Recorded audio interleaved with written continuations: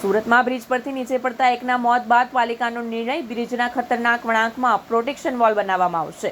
4 black spot પર grill લગાવી અકસ્માત ટાળવાનો પ્રયાસ। 14 જાન્યુઆરી ઉત્તરાયણની સાંજે એક ગંભીર ઘટના બની હતી। સાંજના સમયે મોપેડ લઈને જતા કતારગામ ગોટલાવાડી બ્રિજ પરથી ફૂલ સ્પીડમાં વળાંક ન લઈ શકતા મોપેડ સાથે 2 યુવકો નીચે પટકાયા હતા, જેમાંથી એક યુવકનું મોત નીપજ્યું હતું, જ્યારે એક હજુ પણ સારવાર હેઠળ છે। આ બ્રિજ પર આવેલા ખતરનાક વળાંકમાં આ ઘટના બની હોવાના કારણે પાલિકા દ્વારા અહીં પ્રોટેક્શન વોલ બનાવવામાં આવી છે, એટલે કે લોખંડની ગ્રીલ બનાવી દેવામાં આવી છે। આ સાથે જ આ બ્રિજ પર આવા ખતરનાક 4 જેટલા વળાંક હોવાના કારણે ત્યાં પણ પ્રોટેક્શન વોલ લગાવવામાં આવશે।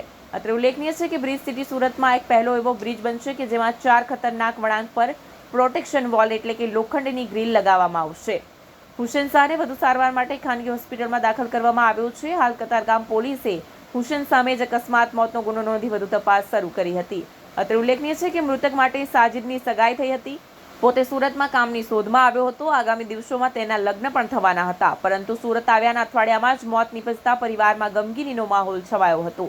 સુરતમાં અલગ અલગ 120થી વધુ બ્રિજ આવેલા છે, જે પૈકીના તાપી નદી પરના બ્રિજ પર નદીમાં કૂદીને આપઘાતની ઘટનાઓ ન બને તે માટે લોખંડની ગ્રીલ લગાવવામાં આવી છે। આ સાથે જ 2 થી વધુ ઓવરબ્રિજ પર આવતા વળાંકમાં લોખંડની ગ્રીલ લગાવાઈ છે।